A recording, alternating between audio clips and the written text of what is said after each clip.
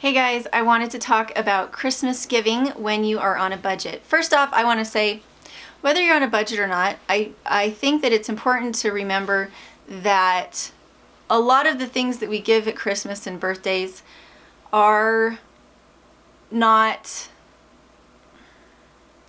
I always feel like Christmas and birthdays can be a little bit like giving just for the sake of not offending people and giving for the sake of doing something obligatory.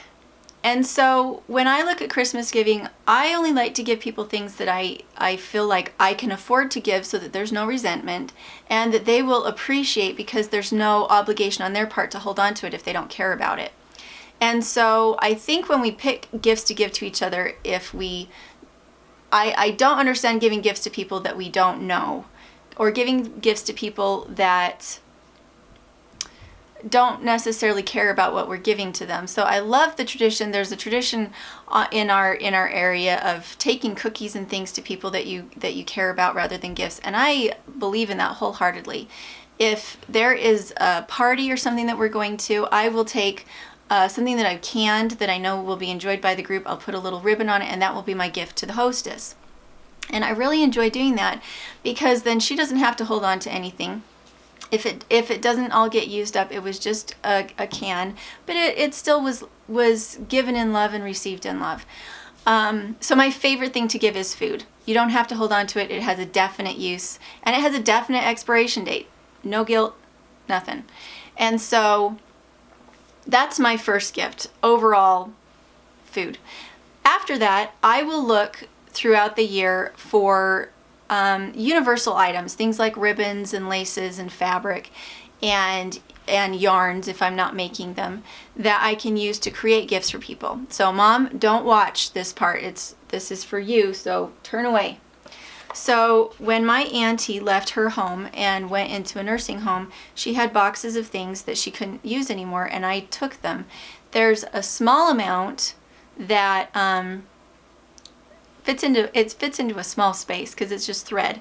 But my mom had told me that she loved cozy critters, and when we did our Kickstarter, that's what she wanted from me in order to support my Kickstarter. And so I made a ton of these for her, and she loved them. And so since then, when a holiday comes up, I already know what she loves to have. It doesn't cost me anything. It takes me a little bit of time, but this is the little petticoat that goes with it.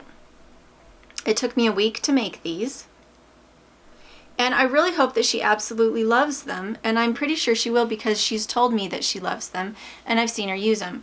The same thing goes with other family members. By listening to what they've said throughout the year of what they love when they come to my home, I can kind of war game what it is that I can do for them that I think that they'll care about. And that being said, I think the worst thing is to invest a lot of money into a gift that you don't know later if the person will like it, because then it causes some resentment and some stiffness. And so unless you have the money to buy something that you know is exactly going to be what a person wants, I would say don't spend money. Just make things. However, if you have a lot of money and you know that someone wants something exact, perfect gift. So I'm not saying to be a Scrooge and to not want to spend money. I'm just saying if you don't know that it's perfect, I wouldn't spend a lot of money. Yes, honey? No, you look like you were ready to end, so I was going to... Well, I'm gonna sit here and pause. No. Some of my other favorite gifts to give are books. I will look at secondhand stores for books that remind me of something my dad would like to read, or I will look for something that I've already read that I keep in my library that I know someone else would enjoy. Not usually self-help books. I feel like that's a little bit intrusive. But if you know that they're a history buff, you can buy them a fun history book. If it's a child that is really interested in goats and you see a book that has goats in it, you can buy that for them. But generally those gifts tend to cost about 10 cents, 25 cents. And I really love those.